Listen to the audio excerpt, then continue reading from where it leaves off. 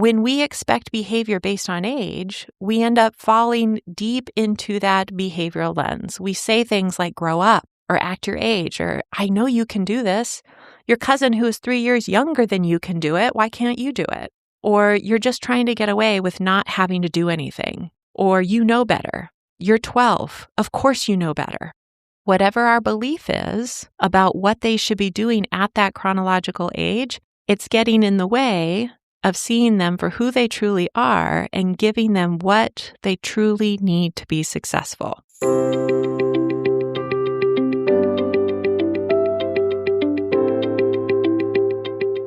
Hi there, and welcome to the Brain First Parenting Podcast. I'm your host, Eileen Devine, and I am a therapist, parent coach, and educator who supports parents that are raising children, teens, and young adults with brain-based differences and challenging behavioral symptoms. If you are a parent or caregiver of a child who has intense, confusing, relentless, or sometimes even scary behaviors, you are in the right place, and I am so glad you're here. Let's get started.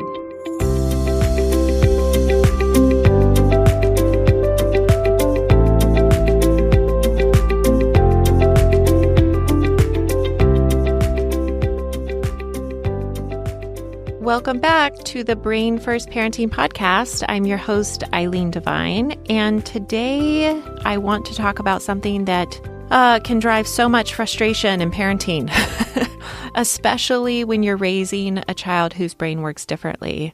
This frustration that we're going to talk about in today's episode, it lies at this intersection of our deeply held beliefs and values as parents and our child's brain-based differences, and what this difference means for them in terms of their cognitive skills and how they experience the world. Basically, it comes down to what we believe good parenting should look like and how we should act if we're being a good parent, and what the results of good parenting looks like in terms of how our kids behave. And when those two things don't line up, meaning our deeply held beliefs and values and the way in which our child's unique brain works, it can feel really unsettling. Now, here's part of the challenge is that this isn't typically how parents see this. They don't know that this is the source of feeling unsettled. Before knowing any different and shifting their lens, they see these situations as their child not behaving in ways that reflect their deeply held beliefs and values about what is good and right and appropriate. And in response to that, the parent typically feels like they need to push harder, right? They need to do something to regain control, whatever that might look like for them. So we'll definitely get into that dynamic in a minute. But let me say first a little bit more about this clash between parents' beliefs and values and their child's behavior and what exactly is happening there. So it is understatement probably to say that this clash can be frustrating as a parent. It is absolutely frustrating at a minimum. It can leave parents feeling powerless, like they have no ability to instill their beliefs and values in their child. And I think it's safe to say that there's also a lot of fear involved, and it's directly related to that feeling of powerlessness. Like, if I can't teach them these values that I feel are really important, then who can? Where will they learn these really important things that I have to teach them about what it means to be a good human, right? Or a responsible adult? And that can feel really scary. All of this is to say that this intersection that we're talking about today, it's a really tricky place to navigate as parents, and we can get stuck at this crossroads very, very easily. A common and very human response is to, as I said before, let that fear that I mentioned, let it take over, and let that fear drive your behavior as a parent, which we've talked about that before on this podcast. And it is safe to say that things don't usually get better. We get more rigid, we get more controlling in our approach, we get dysregulated, and that all that does is escalates our child's behavioral symptoms. So because of how tricky it is to navigate this place that we're talking about and how common it is, that's why we're talking about it today. So hopefully this episode will help you feel less alone if this is a struggle you have as a parent. I hope that it will help you get unstuck if that's what you recognize is needed. Or even better, I hope it helps prevent you from getting stuck in this place in the future. Okay, so let's dive into this a bit more then. All of us walk into parenting with a set of beliefs, deeply ingrained beliefs. Sometimes we are aware of them, but there are almost always beliefs that we don't even realize that we are carrying until parenting brings it all to the surface. So these beliefs can be things like a good parent raises a responsible child, or a good parent always enforces the rules, or a good parent follows through with consequences. A good parent doesn't let things slide. They address problematic behavior immediately. There are many, many more we could add to this list. That's just a few examples, but I hope you get the point. We articulate our beliefs in the ways that we respond to our kids, the way we act, but also the things we say, saying things like, I should not have to tell you twice, or because I'm the parent, that's why, or you need to grow up and act your age.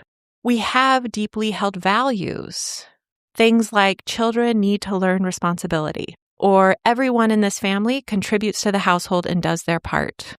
Another deeply held value, listen to authority and do what you're told without questions and do it immediately. Another one, show gratitude.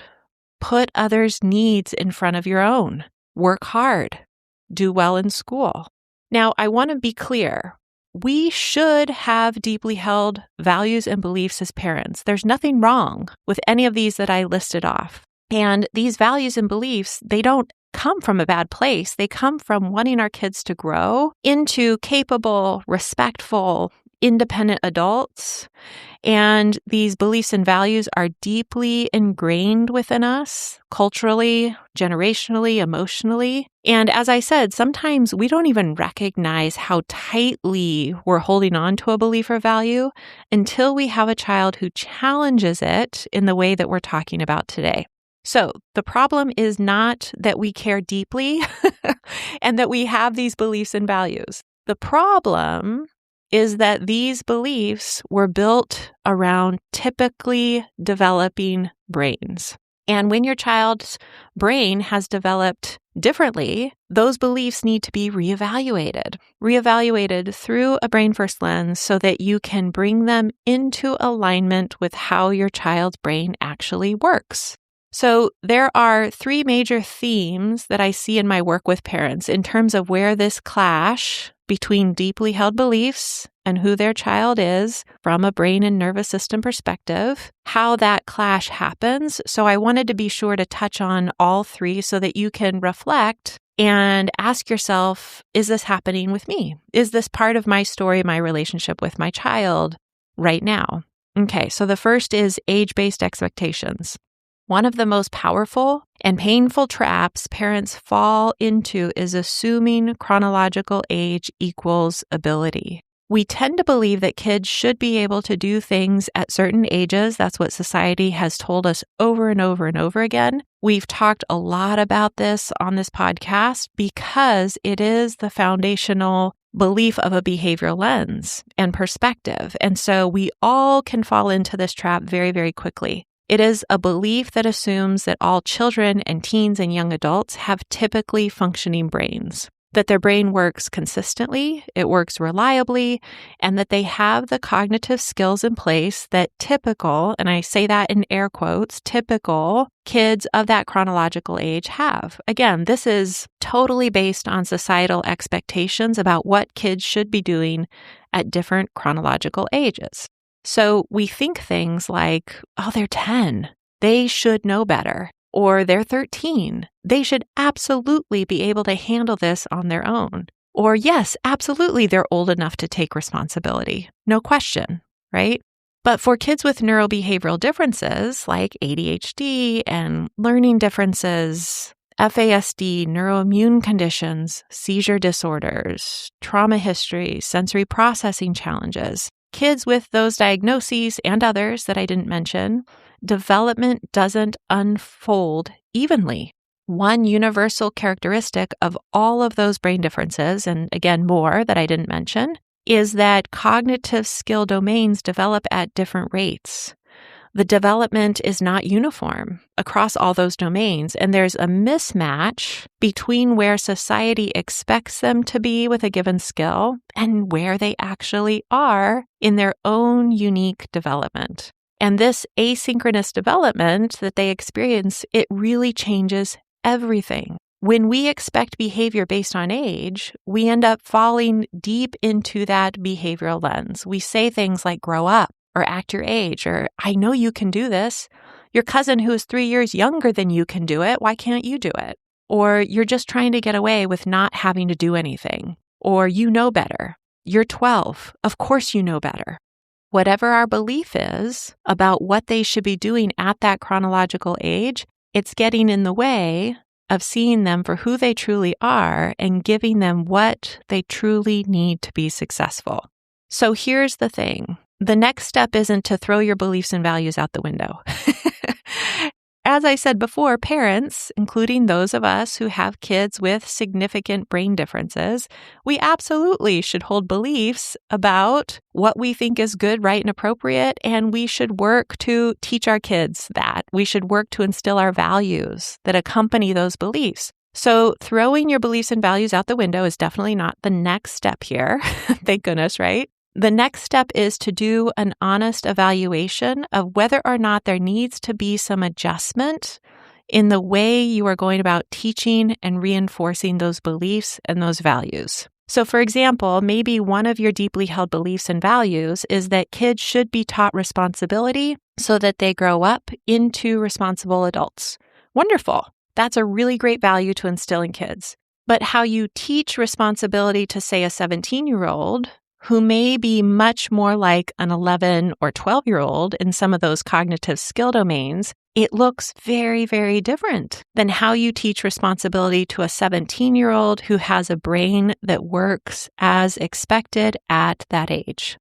If you've been listening to this podcast for any length of time, then you know that I have an 18-year-old son who is what society considers neurotypical. And I also have a 17-year-old daughter who lives with FASD, which is a permanent, very serious brain-based condition. And my husband and I, we absolutely teach responsibility to both of them. It's very important to us that they both learn what it means to be responsible. But the way that we do that, the way that we go about teaching that to my son and my daughter looks really different. It is very, very different, and it has everything to do with how each of their brains work. So please, yes, teach responsibility. Just pause for a moment to make sure you are crystal clear on where your child is in their skill development so that you can make sure you are teaching them in a way that is in alignment with who they are and where they are in terms of their cognitive skills. Okay, the second bucket of deeply held beliefs and values that often clash with kids who have brains that work differently is when it comes to discipline. Boy, oh boy, do we have deeply held beliefs about this topic. I actually didn't realize how deeply ingrained my beliefs about this were before parenting a child whose brain works really differently. I'll say more about that in a moment, but it surprised me. So if it surprised me, I'm going to guess I'm not alone in that. And so let's talk a little bit more about discipline. Many of us come into our role as parents believing that discipline must be immediate. It needs to be consistent. It needs to be firm. And again, with typically developing kids, that often works, right? There's nothing inherently wrong with being a parent who strives to have discipline that is immediately addressing concerns with very firm boundaries in place. But for kids whose brains process slowly, or brains that become easily overwhelmed, or kids who struggle with emotional regulation skills, or kids that have on and off days, these traditional beliefs about discipline, they often backfire. And this isn't because your child is a bad child. It has everything to do with how their brain works. Their thinking brain is offline, so they can't respond to your questions or tell you why they did what they did. Their nervous system is flooded, so they're stuck in fight or flight, making it impossible to sit still and look you in the eye, right? Another deeply held belief for many parents. Look me in the eye when I'm talking to you. Show me that you respect me. They are not learning in these moments, which I like to believe is the intent behind the discipline happening, right? We want to teach them right from wrong, why what they said was hurtful, that sort of thing, but they're not able to learn from you in this moment. They are simply surviving. They're not able to absorb your guidance or take accountability in this moment.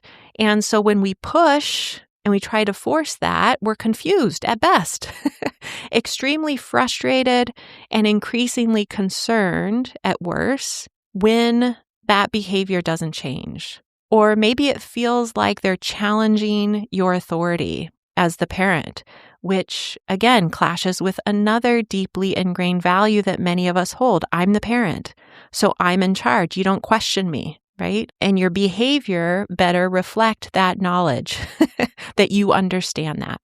Again, teaching your child right from wrong, instilling your values on how to treat other people, instilling your beliefs about unacceptable behavior, like it's not okay to be disrespectful. That is absolutely essential for their development. But how you go about it needs to consider their brain. It needs to consider their fragile nervous system. If you don't consider this, you'll continue to hit your head against this wall that we're talking about when your approach is based on the way that you were raised and the way that you learned and the way your typically developing brain took in your parents' beliefs and values that they instilled in you. We can't assume that it's going to work for your child who has a very different brain. And when you continue to push that direction without considering their brain and their nervous system, it is wasted energy. And it puts you on this path to resentment and to burnout. Related to this, in this same bucket of discipline, is the belief that kids must learn responsibility by experiencing consequences. When I talk about how I didn't realize that I had some deeply held beliefs until I started parenting a child whose brain works very differently, this is definitely one that stands out in my mind. I had no appreciation for just how much I turned to consequences in my parenting. It wasn't the only tool I had in my toolbox, but it was one that I went to often. I relied heavily on it. So I understand how hard it is to let this one go or to consider doing something differently. But here's the hard truth that I want to make sure you hear is you cannot consequence a skill into existence, right? So if your child can't remember and they can't organize their behavior or their thoughts, or they can't inhibit their impulses, they can't predict outcomes, the consequences are not going to teach them those skills. And those lagging skills are behind what we see as they never take responsibility and there's no accountability. So it doesn't mean that we remove all expectations. It means we adjust how responsibility is taught. Responsibility comes from repeated teaching when your child's brain is online, when they're regulated, and reteaching them many, many more times than you ever imagined that you would have to, because that's what they need to really take hold of the information. And then scaffolding, making sure that you're asking them to do things that are truly in alignment with their skill set. And you are confident that you're fully accommodating them in the way they require. All right, the last common place that I see parents' deeply held beliefs and values clash with their child who has a brain-based difference is around the pressure they feel to enforce hard, inflexible rules because that's what quote-unquote good parenting is supposed to look like. But rigid rules, they make some assumptions about who your child is. They assume that there's cognitive flexibility there. They assume that there are strong emotional regulation skills in place, that there are problem-solving skills in place. It assumes that your child can link cause and effect on their own, and it assumes that your child has a brain that works consistently, as expected, instead of what we know happens all the time, which is these on and off days, inconsistent performance. For these kids, rigid rules often lead to power struggles and shutdowns and explosions, or their version of a meltdown, increased anxiety, and so much more. Not to mention fractured relationships, right, between the parent and the child. So flexibility doesn't mean anything goes. It doesn't mean that you don't hold boundaries. Kids absolutely need boundaries. It means you thoughtfully adjust your expectations and your boundaries based on what your child's brain can handle right now. Here's the heart of what we've been talking about in this episode. Most parenting struggles with neurodivergent kids aren't just about behavior. They're about this collision between adult values and beliefs and their child's capacity. When a child doesn't make eye contact, or forgets instructions, or doesn't move or respond quickly enough, or they become easily upset or melt down over seemingly small, insignificant demands, or they appear unmotivated, we adults often experience that as disrespect and defiance, being dramatic, or laziness because it conflicts with our values. But when we pause and ask, what is this child's brain able to do in this moment? Everything can shift. It's a chance to redefine how we want to instill those values in a way that can actually take hold. I want you to know that I know how hard it is to make these shifts. I'm not telling you that this is easy and you should just be able to go and do it. This topic is such a great example, I think, of how parenting kids with differently wired brains requires so much more than patience. Patience helps, absolutely, don't get me wrong, but it is so much more complex than that.